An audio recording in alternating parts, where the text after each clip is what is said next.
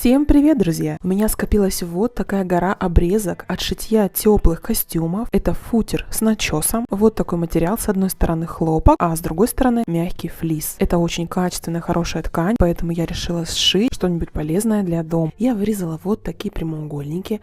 5 на 8 сантиметров, затем 5 на 16, состоящий из двух маленьких прямоугольников, и большой прямоугольник, состоящий из 4 маленьких прямоугольников. Итак, берем все наши остатки и стараемся максимально плотно разложить наши прямоугольнички и вырезать их как можно экономнее. Припуски на швы я заложила уже в выкройки по полсантиметра.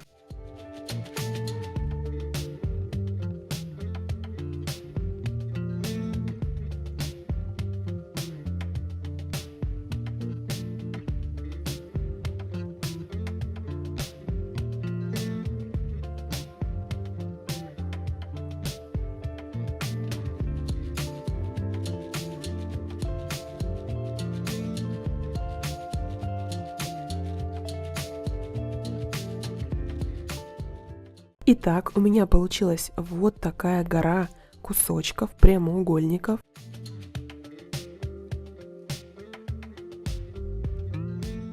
И далее начнем сшивать из них полоски. Я буду шить полоски шириной в 3 маленьких прямоугольника. Это 15 сантиметров у меня будет каждая полоска.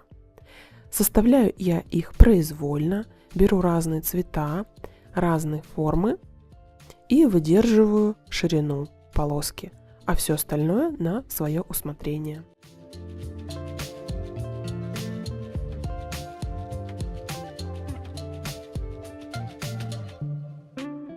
Сначала прошиваем более мелкие части, а затем более крупные.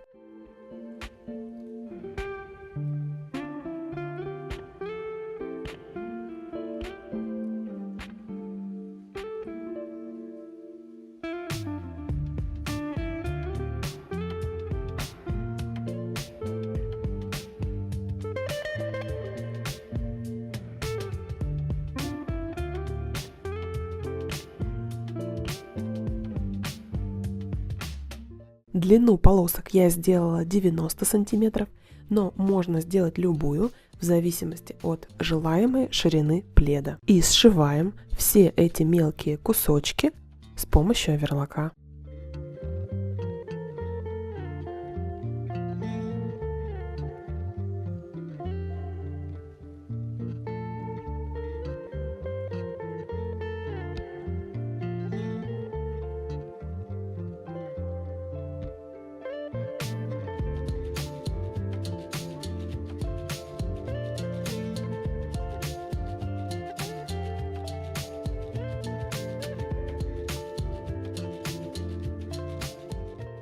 Итак, готово. Посмотрите, какие симпатичные полоски получаются. Всего у меня вышло 14 штук. И теперь я эти полоски сошью между собой вот таким образом.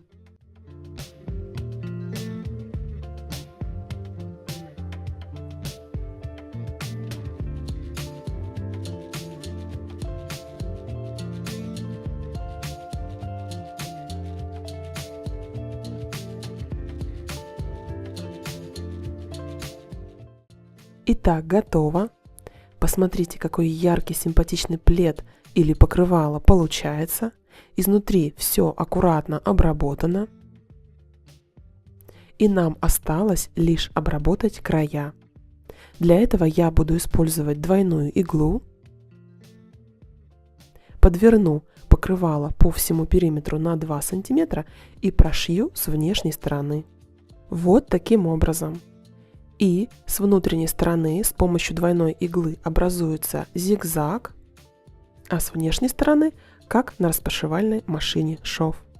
Итак, друзья, наш плед или покрывало из остатков футера с начесом полностью готов. Оно получилось очень мягкое, уютное и яркое. Посмотрите, как оно выглядит в интерьере.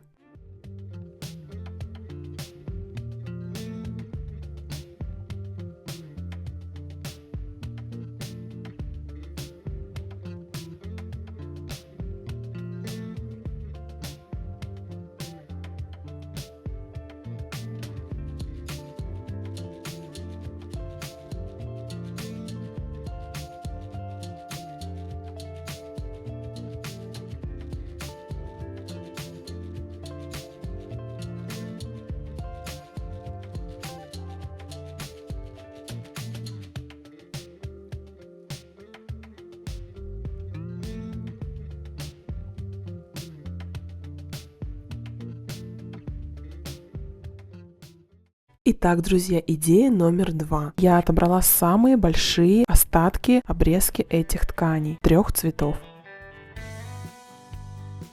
Далее я взяла выкройку детской кофточки и на детали передней части начерчу произвольно вот такие 2 полоски.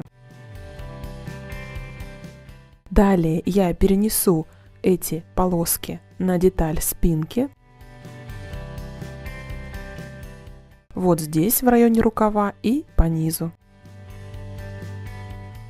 И также начерчу 2 такие произвольные полоски, учитывая эти метки, на спинке.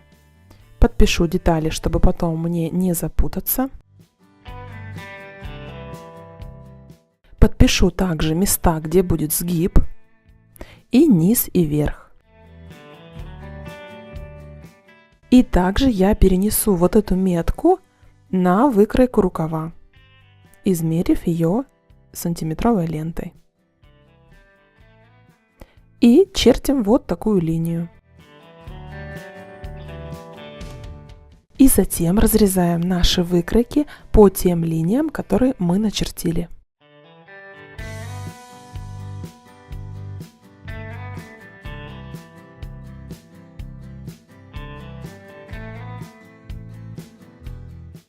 Готово.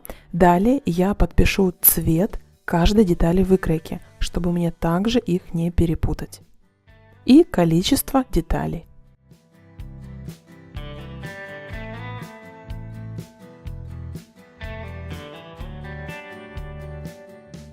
У меня получилось 2 детали синего цвета, 3 детали розового и 3 горчичного. Далее нам необходимо будет вырезать эти детали, учитывая места сгиба и оставляя припуск 0,5-0,7 см под оверлок. И не забываем располагать детали выкройки по направлению долевой нити на остатках ткани.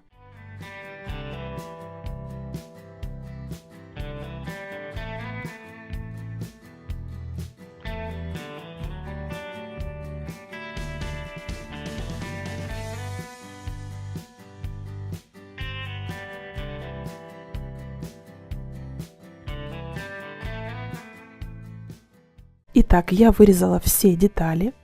Теперь возвращаем их в исходное положение, как они были на передней части, на спинке и на рукаве.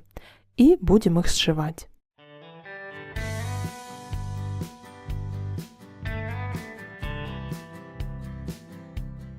Раскладываем получившиеся детали.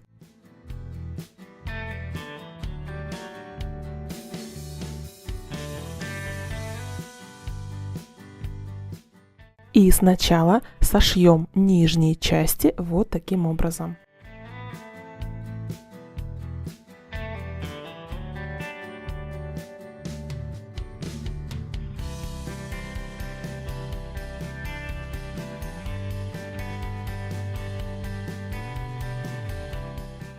Готово.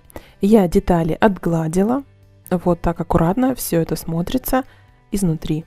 И нам теперь необходимо пришить верхнюю деталь.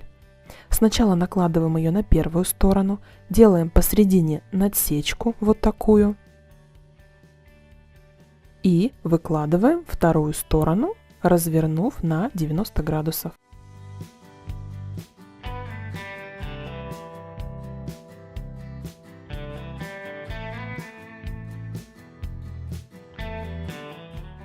И также прошиваем на оверлоке, но предварительно я уголок закреплю обычным швом на швейной машинке.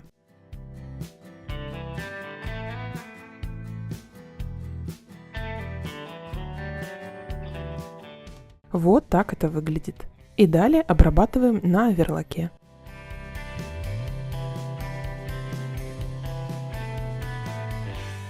Итак, деталь переда кофточки полностью готова. Швы я также отгладила. И точно таким же образом сшиваем спинку изделия. Готово. Посмотрите, какая симпатичная кофта начинает получаться. Далее сшиваем 2 детали рукава. Готово. Теперь нам необходимо будет пришить рукава к спинке и к переду кофты.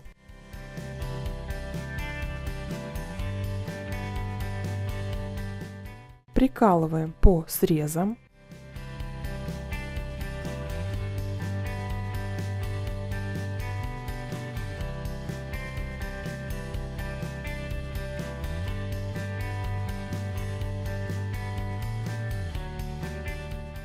И прошиваем.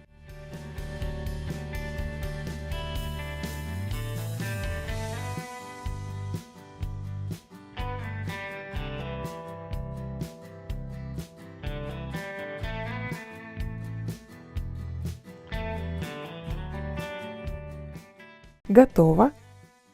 И далее прошьем одним швом рукав и бок кофты.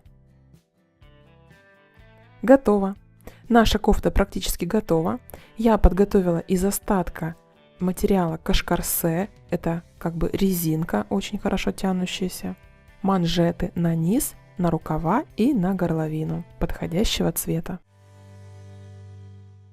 Пришиваем эти манжеты, и наша кофта из остатков ткани разных цветов полностью готова. Посмотрите, какой оригинальный рисунок получился у кофты. Сейчас покажу на модели. Я специально взяла выкройку кофты на размер побольше, чтобы сделать эффект оверсайз. Такой свободный свитшот.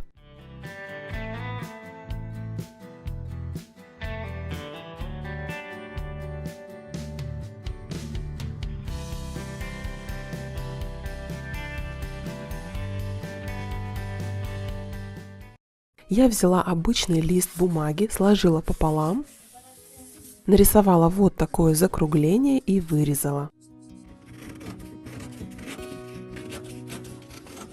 Далее на получившейся детали я произвольно начертила линии вот таким образом. И разрезала эти детали. Получились следующие части. Середина, первая, вторая и третья деталь. На каждой детали я подписала, какой я хочу цвет и их количество. Средней детали нужно 2 штуки, остальных по 4. Готово. И далее вырезаем эти детали из кусочков ткани. Также смотрим за направлением долевой нити. Для середины складываем лицом к лицу 2 кусочка ткани и вырезаем 2 детали.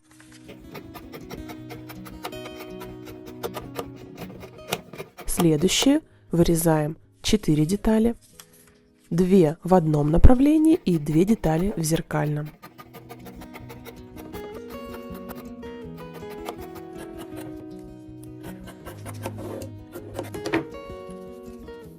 Итак, 4 голубых детали у меня уже готовы, и вырезаем оставшиеся детали по такому же принципу. 4 штуки по 2 в зеркальном отражении. Готово. Далее раскладываем, как мы планировали, цвет за цветом.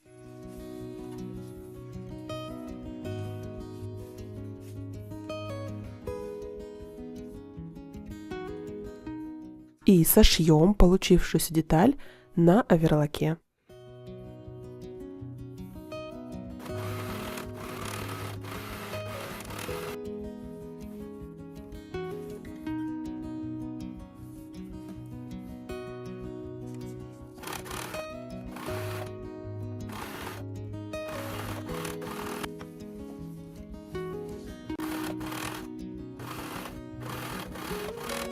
Итак, готово наши 2 вот такие яркие симпатичные детали.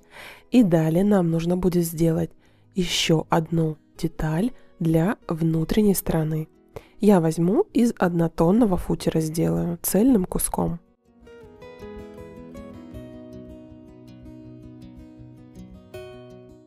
И сошьем вот таким образом. Также на оверлоке. Готово. Далее эти 2 большие детали складываем лицом к лицу, закрепляем зажимами. Также я выкроила еще небольшую деталь для петельки. Прошьем ее и вывернем.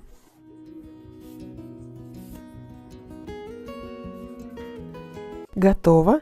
И вложим эту петельку вот таким образом наверх цветной детали. Прошьем две детали, которые мы складывали лицом к лицу, и петельку по всему периметру, оставляя небольшое отверстие для выворачивания.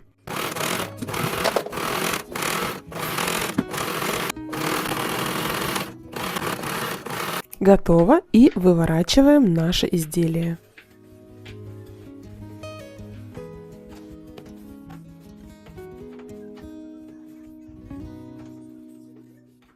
Зашиваем отверстие, через которое мы выворачивали, и вкладываем внутреннюю однотонную часть под цветную. Отстрочим на 2 см по периметру.